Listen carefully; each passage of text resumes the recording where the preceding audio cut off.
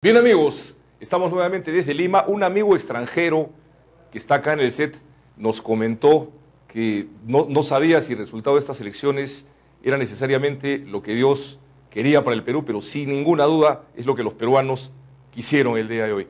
Bien amigos, tenemos ahora la grata compañía de Paulo Vilca, de la ONG SER, que opera en varios departamentos del Perú y edita una serie de publicaciones. Estos departamentos son Puno, Cajamarca y Ayacucho. Paulo, gracias por estar en Hora 8. Ricardo, muchas gracias por la invitación. Buenas tardes. Muy amable. Y también nos acompaña Juan Carlos Luján, de la revista Caretas, especialista en redes sociales y política por internet. Juan Carlos, muchas gracias por estar con nosotros. ¿Cómo está, Ricardo? ¿Cómo están, amigos? Buenas tardes. Bueno, vamos a continuar el diálogo, amigos de todo el Perú. Y Paulo tiene una teoría muy interesante basada en lo que ustedes han denominado, y creo que han hecho unos trabajos, los anticandidatos, ¿no? La existencia de los anticandidatos y cómo influyen estos calificativos de políticos en los procesos electorales. Por ejemplo, a Keiko, ustedes la denominarán la heredera, a PPK el extranjero, a Humala el insistente, en fin, a Castañeda Alonso el invisible, a Toledo, ¿cómo le decían? El ex. El ex, en fin. Cuéntanos un poco, Pablo, ¿cómo es ese? Hay que reírnos un poco. Sí, bueno, efectivamente, Ricardo, nosotros con un grupo de jóvenes politólogos editamos un libro dirigido por Carlos Meléndez que se llama Anticandidatos, que busca explicar justamente la política peruana a partir de quienes han estado en competencia electoral hasta el día de hoy, ¿no? Entonces, la tesis principal del libro es de que en un mundo como el Perú, sin partidos, lo que priman son estos anticandidatos, o sea, estas personas que buscan obtener el poder, participan en este proceso electoral, representando intereses difusos, en algunos casos, digamos, más personales y subjetivos, otros buscan recuperar prestigios, como en el caso de la heredera, otros hacer un peldaño más, pero no hay una propuesta clara detrás de ellos, ¿no? Entonces, creo que los resultados de esta elección evidencian de que justamente en este escenario de anticandidatos, los resultados te dicen de que han ganado los dos anticandidatos que probablemente menos resistencia han generado, ¿no? Aunque está en pelea, digamos, a ver quién pasa, si Keiko Fujimori o Pedro Pablo Kuczynski. Esa es la tesis principal del libro y evidentemente es una denuncia también a la ausencia de partidos políticos que puedan brindar un cauce para la representación, para la expresión política de la población. Ahora, los partidos políticos, digamos, llamados tradicionales, hace ya varios lustros que están fuera de juego, ¿no? O sea, quienes han entrado a tallar, me imagino que te refieres a ellos, son los nuevos que han aparecido en los últimos años, Solidaridad, Perú Posible. Pero son partidos políticos, en el fondo son partidos políticos, ¿no? Ahora, hay un detalle sobre el cual es necesario llamar la atención, ¿no? Alberto Vergara señalaba de que en esta elección, es la primera elección en la cual no participan ni el APRA ni el PPC de manera directa. ¿No? O sea, ese es un cambio con relación... Ni Acción Popular tampoco. Ni Acción Popular. O sea, entonces, digamos, estos clásicos ya son reemplazados por estos movimientos que son armados alrededor de una sola persona y que evidentemente no hay ninguna propuesta. O sea, uno acaba votando porque me cae bien porque no le creo a o porque mi voto estratégico me permite votar por en contra del otro, ¿no? Entonces, creo que eso ha hecho que este escenario político sea tan imprevisible. Ahora todos tengamos, digamos, una expresión de sorpresa, ¿no? Pero bueno, así tenía que ser. Esos eran los actores y no había ni lealtades ni propuestas claras en discusión durante todo este tiempo. Pablo, finalmente, te voy a hacer una pregunta así que de repente suena un poco dura. ¿Y qué tanto influye acá ese amplio sector de la población que es ignorante, digamos, que no tiene acceso a la información, a la educación, a la cultura, ¿no? En el reflejo de estos resultados, y cuánto influye también la falta de valores, como por ejemplo una mentalidad anticorrupción, por mencionar uno, ¿no? Sí, bueno, yo no comparto una tesis, digamos, que califica al electorado como que no sabe por quién vota, que es un poco lo que está detrás de esto, ¿no?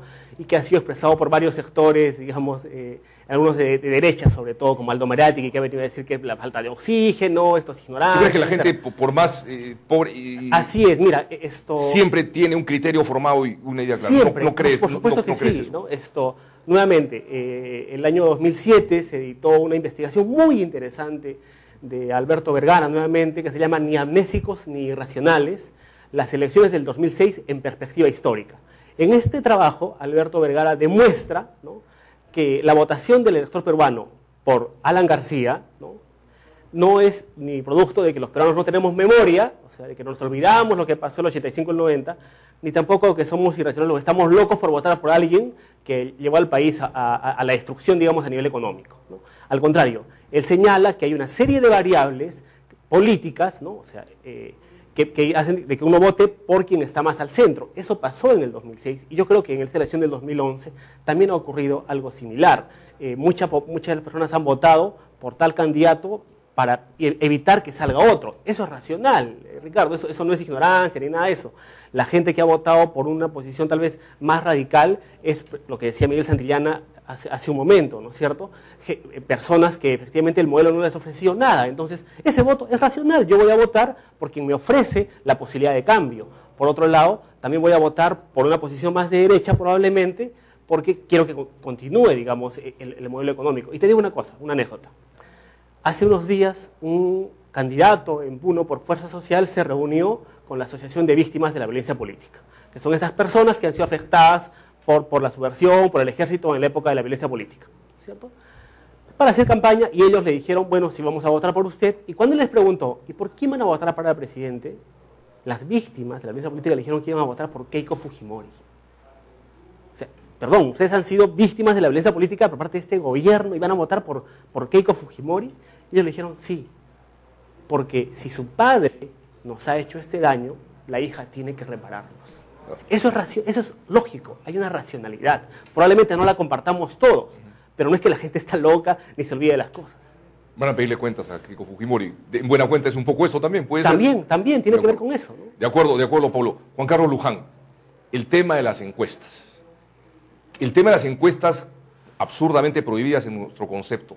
Aún prohibidas. Sí, ¿Qué tanto de los pocos países influyó finalmente y hasta qué punto vale la pena seguir permitiendo esta legislación que prohíbe su publicación?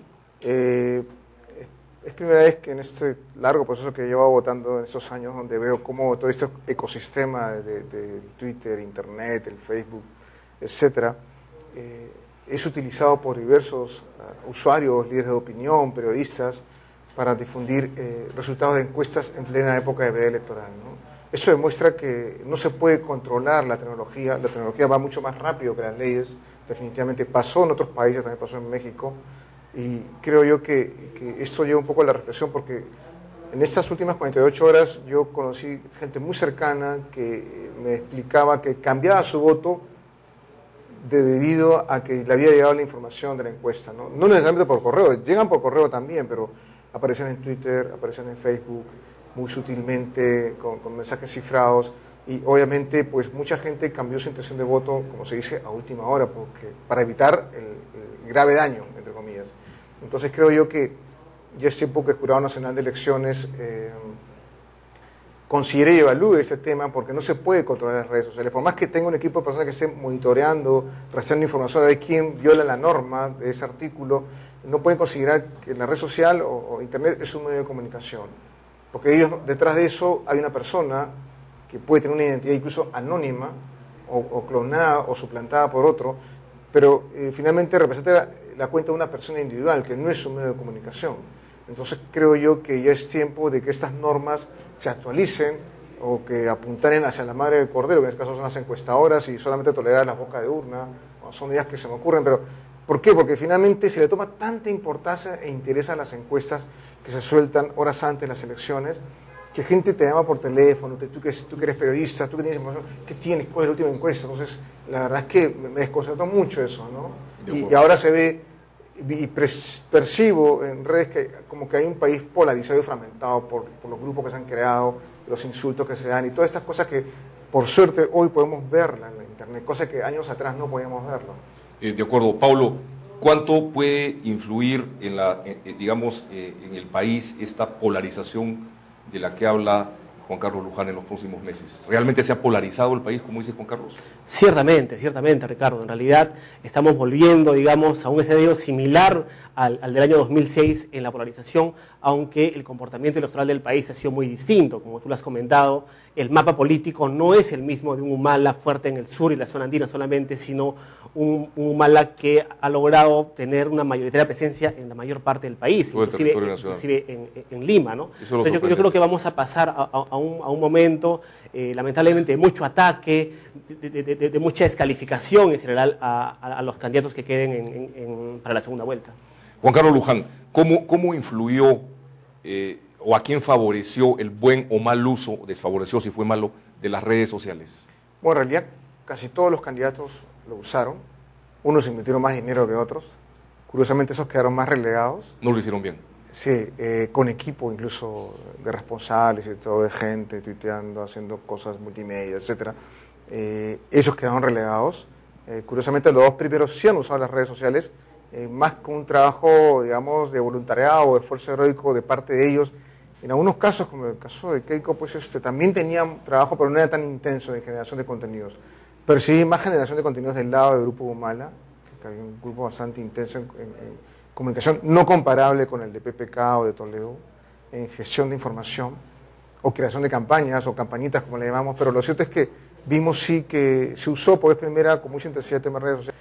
Y de hecho que ha influido en un sector joven y lamentablemente influyó en cambio de intención de voto horas antes del domingo, ¿no? Que gente ya decía, no voy a votar ya por fulano. De acuerdo, muchas gracias a los dos. Juan Carlos Luján, vamos a regresar contigo como siempre con los comentarios informáticos en estas semanas porque ya se terminó la campaña electoral, aunque viene la de la segunda vuelta, pero bueno, ya el tema no es tan nutrido como en la primera en la que teníamos candidatos de todos los partidos, así que estaremos siempre contando con la grata presencia de Juan Carlos y bueno, y también de Paulo Vilca del SER. Estamos todos los sábados sacando un programa al aire que va a salir por varias semanas comentando la problemática del departamento de Puno y vamos a invitar a Paulo a participar como panelista y ya nos ha aceptado participar. Muchas gracias, Ricardo, un gusto. Gracias, Paulo, gracias Juan Carlos. Regresamos, amigos, con el ex viceministro de Energía, Pedro Gamio, del gobierno que todavía está en funciones, y con Mónica Belín, directora de la revista Proactivo Minero. Vamos a seguir comentando los resultados de este proceso. No se vayan.